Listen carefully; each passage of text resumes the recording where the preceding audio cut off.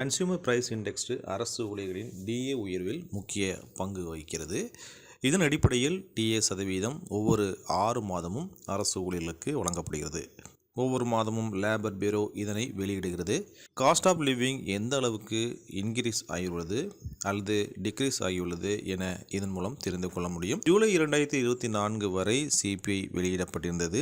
August 2024க்கான CPI 30/9/2024 அன்று வெளியாகியுள்ளது. ஆகஸ்ட் மாதத்திற்கான consumer price index press release என்ன அப்படிங்கிறத இந்த வீடியோவில் பார்க்க இருக்கிறோம். அதற்கு முன்னாடி சிபிஐ அப்படிங்கிறது என்ன அப்படிங்கிறத தெரிஞ்சுக்கலாம். அதாவது குறிப்பிட்ட பொருட்களில் ஏற்படக்கூடிய மாற்றத்திற்கான சராசரியை தான் இந்த சிபிஐ குறிப்பிடுகிறது. உதாரணமாக ஒரு பொருள் 2010 100 வாங்கப்படுகிறது அப்படின்னு வச்சுக்கோங்க. 2024 அதே பொருள் 300 வாங்கப்பட்டால் அந்த விலை ஏற்றம் அந்த கன்சியூமர் பிரைஸ் இண்டெக்ஸ் ஆகும். சிபிஐயில் குட்ஸ் அண்ட் சர்வீஸ் இரண்டும் சேர்ந்த தொகை கணக்கில் எடுத்துக்கொள்ளப்படும். இதை நேஷனல் ஸ்டாட்டிஸ்டிக் ஆபீஸ் வெளியிடுகிறது.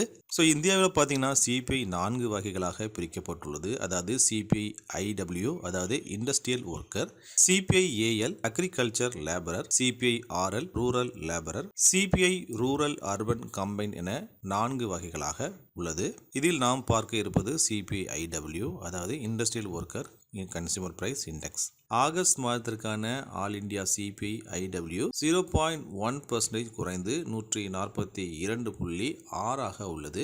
ஆகஸ்ட் மாதத்திற்கான இன்ஃப்ளேஷன் 2.44% உள்ளது. கடந்த வருடம் ஆகஸ்டில் 6.91% இன்ஃப்ளேஷன் இருந்துள்ளது. ஜூலை மாதம் சிபிஐ 142.7, ஆகஸ்ட் மாதம் சிபிஐ 142.6 இருந்தது. 0.1% தற்போது குறைந்துள்ளது. சதவீதம் குறைந்தால் என்ன அர்த்தம் அப்படின்னு பார்த்தீங்கன்னா, அதாவது healthy economy with stable price அப்படின்னு அர்த்தம். மக்களுடைய வாங்கும் திறன் ஜூலை மாதத்தை விட ஆகஸ்ட் மாதத்தில் 0.1% அதிகரித்துள்ளது. அரசு ஊழியர்களின் டிஏ உயர்வில் இந்த சிபிஐ முக்கிய பங்கு வகிக்கிறது என்பது குறிப்பிடத்தக்கது. செப்டம்பர் 2024க்கான சிபிஐ ஐடபிள்யூ பிரஸ் ரிலீஸ் 30 அக்டோபரில் வெளியிடப்பட இருக்கிறது. அக்டோபர் 2024க்கான சிபிஐ 29 நவம்பரிலும், நவம்பருக்கான சிபிஐ 31 டிசம்பரிலும், டிசம்பருக்கான சிபிஐ 31 ஜனவரி 2025 வெளியிடப்பட இருக்கிறது.